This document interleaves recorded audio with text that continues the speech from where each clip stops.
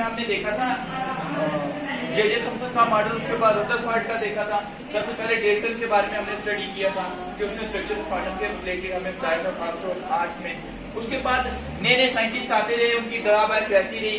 इसी तरह से एक नया साइंटिस्ट आया जिसका नाम क्या था, नील बोर था, जो 1855 में उसका बर्थ हुआ और 1962 तक उनकी उसके बाद फिर मृत्यु हो गई थी। ठीक है, और 1916 के अंदर उन्हें नोबेल प्राइज मिला था।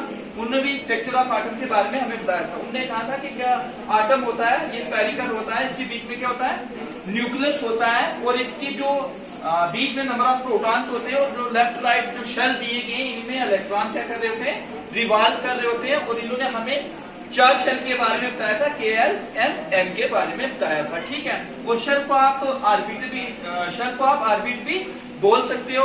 और नील बोर ने जब रदरफोर्ड की कुछ पास्टुलेट थे, कुछ रदरफोर्ड की ड्रॉबैक थी, उसके ऑपोजिट में उन्होंने कुछ पास्टुलेट्स हमें बताए मॉडल ऑफ एटम के रिलेटेड।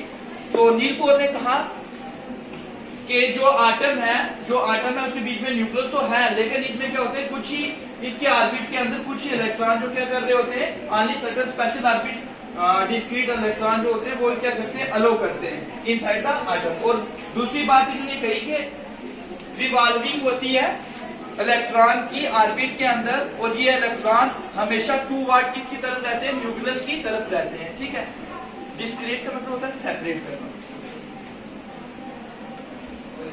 और ये सेपरेट करते हैं एक शेल को दूसरे शेल के मुकाबले में। उन्होंने यही पास्टुलेट दी थी related to model of atom. ठीक है, और रदरफोर्ड के बाद उन्होंने हमें बताया था कि एटम ऐसा होता है, इसके बीच में न्यूक्लियस होता है, और इसके आउटर मोस्ट जो क्या है वो शेल होते हैं। क्या होते हैं, शेल।